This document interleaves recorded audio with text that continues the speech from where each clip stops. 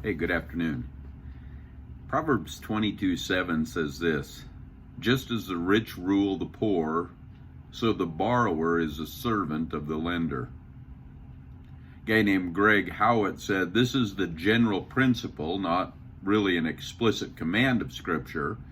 And it doesn't mean that him or anyone else is necessarily anti-debt. There's a place for debt, and sometimes it's unavoidable. But as a general rule of life, debt is not helpful, and debt does enslave you. You'd be better off and a lot freer if you could avoid it.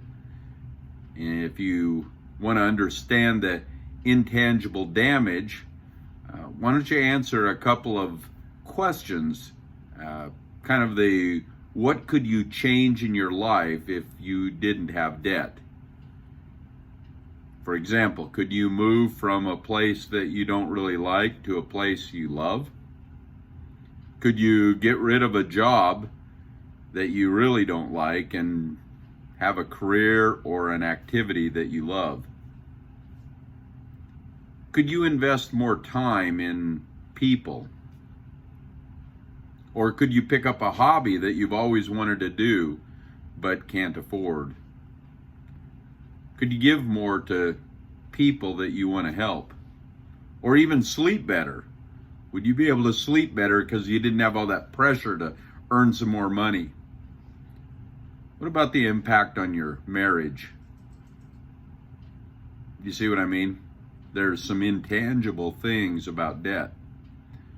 See, debt's a money thing that impacts a lot of other things. It ties us up in ways that go far beyond our bank accounts. And it messes with our head, and you become a slave to debt. It gets in the way of your life. And again, not to say that your life is going to magically get great, but you will have more freedom if you pay off debt. Did you know that 70% of Americans live paycheck to paycheck? And do you know what the impact of that has on generosity? You know, churches feel the effect. Evangelical Christians give on average 3% of their income. Yet if you asked someone, they would say that a tithe is 10%. Now, do you know why Christians aren't able to be generous? Honestly, it's probably not due to a rebellious spirit.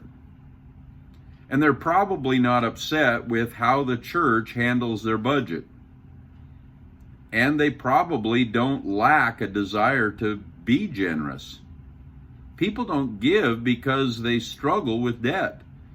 They can't be generous because their income is going to make payments month after month after month. The borrower is the servant to the lender.